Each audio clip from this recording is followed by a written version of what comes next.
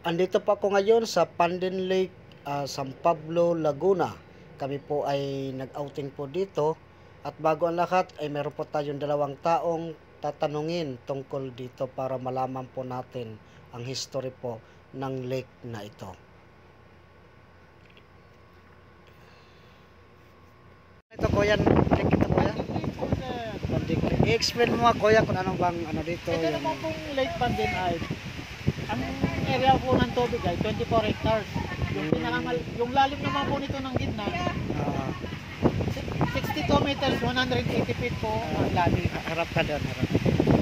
Hindi, harap dito kuya, harap. Yan. 62 meters, 580 feet po ang Lalim.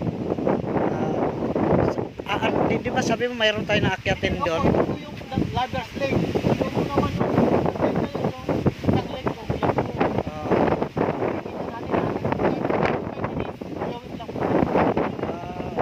Malaki po yun, 34 hectares, 24 hectares.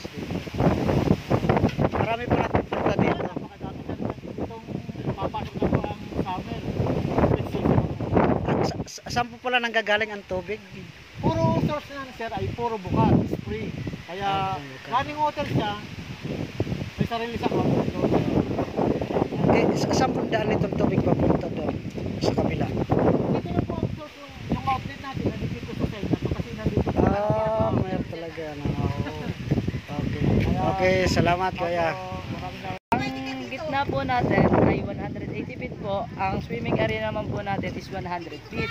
Okay. Kaya po kailangan po natin laging naka-life vest para sa safetyness po natin. Ang tubig po natin dito is running water po. Meron po siyang bukal sa ilalim. At meron po tayong outlet. Nandito po, yung tulay po dyan. Yun naman po ay diretso naman po sa Palakpakan Lake. Papunta naman po sa Laguna TV.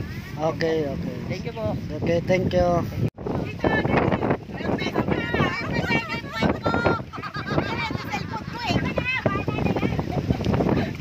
Saya-saya nila oh.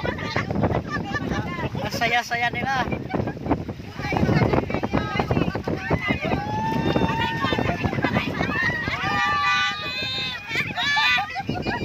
Ano mo ginagawa? Hoy, lubog na kayo riyan! Lubog na kayo riyan! Bawat tao! Bawat! Oh, dito kayo, lumulupot na kayo. Lumulupot tayo, dito kayo.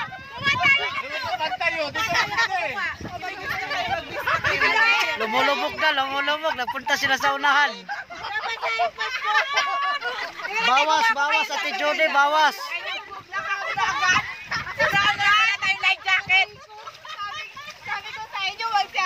Kami sa Panden Lake sa Laguna, San Pablo, Laguna. Tuwan saya-saya nila oh. Pahirap na, no? Outing po na, parish outing. Parish staff outing. Madam jacket, balance! Doon, di ba? Bintik! Lumulubog